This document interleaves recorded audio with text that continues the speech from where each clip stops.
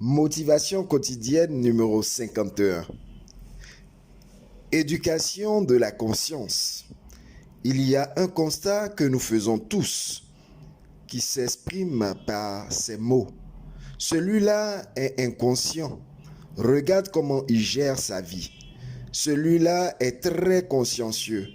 Vois, il prend soin de son travail et de sa famille. Tous, nous sommes humains. Et ce qui fait la différence avec les animaux et les humains est notre conscience. Alors, pourquoi certaines personnes pensent que d'autres personnes n'auraient pas de conscience ou ne se serviraient pas de leur conscience?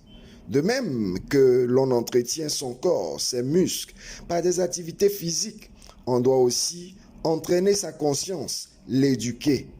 La conscience de ce qui est bien et de ce qui est mal. C'est d'abord en famille, dès les premiers jours, que l'on commence à éduquer la conscience de l'enfant.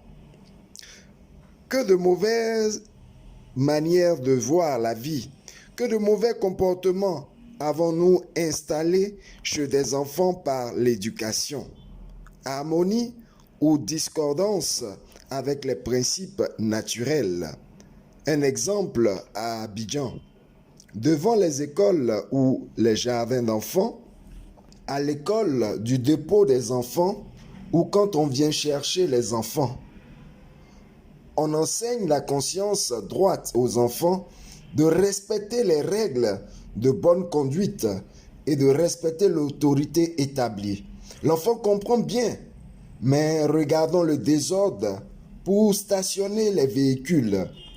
On reste sur la chaussée en double fil, sinon en triple fil.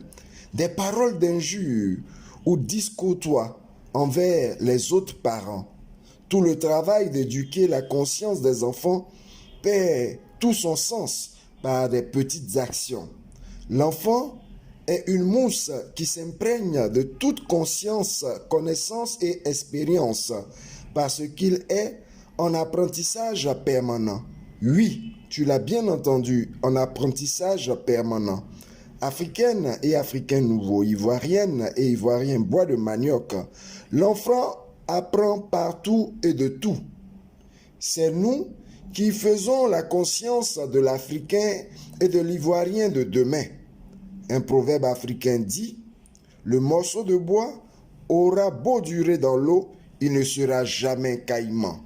Autrement dit, on ne peut pas prétendre le changement de l'Africain et de l'Ivoirien en demeurant dans les mêmes réalités existentielles. C'était ton coach Paul Blanchard-Raquet, influenceur au naturel, bois de manioc.